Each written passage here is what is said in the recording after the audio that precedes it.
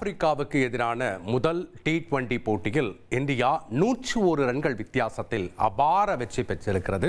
விவரங்களை வழங்கினார் செய்தியாளர் பாலாஜி. வணக்கம் பாலாஜி. T20 போட்டியை வெற்றியோட துவக்கி இருக்கிறது இந்திய அணி. விவரங்கள் என்ன? விவரங்களை பதிவு பண்ணுங்க. வணக்கம். தென்னாப்பிரிக்காவுக்கு எதிரான முதல் T20 போட்டியில 101 ரன்கள் வித்தியாசத்துல இந்தியா இமாலய வெற்றியை பதிவு பண்ணியிருக்கு.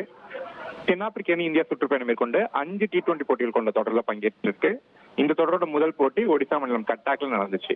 இந்த போட்டியில பார்த்தோம்னா டாஸ் சவுத் ஆப்பிரிக்கா தான் ஜெயிச்சு பந்து வீச்சு தேர்வு செஞ்சாங்க. ஸோ தொடர்ந்து இந்தியா முதல்ல பேட்டிங் பண்ணுச்சு. இந்தியா அன்னைக்கு ஆரம்பத்துல இந்தியாவுக்கு ஒரு பெரிய அளவுக்கு ஒரு சிறப்பான தொடக்க நிலையை சொல்லலாம். ஏன்னா காயத்துல இருந்து முன்ன வந்த சுப்மன் கில் வெறும் 4 ரன், அதாவது ஃபர்ஸ்ட் பால் 4 அடிச்சாரு, அடுத்து 2வது பிளே ஒரு அவுட் ஆயிட்டு தொடர்ந்து சீரான இடைவெளி இந்திய அணி விக்கெட்டுகள் இருந்துகிட்டே இருந்துச்சு.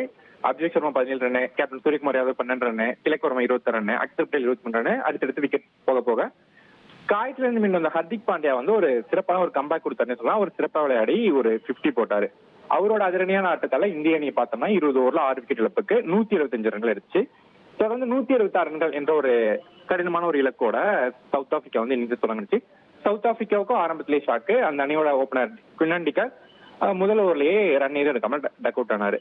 தொடர்ந்து சவுத் ஆப்பிரிக்கா இந்திய பவுலரோட பந்து தாக்கு பிடிக்க முடியாம அடுத்தடுத்து விக்கெட் இழந்தாங்க.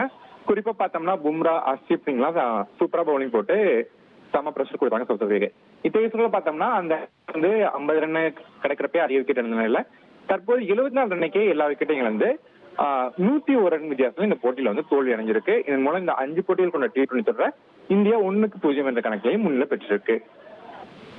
நன்றி பாலாஜி எங்களுடைய தகவல்களுக்கு. இனி செல்லும் இடமெல்லாம் செய்தி.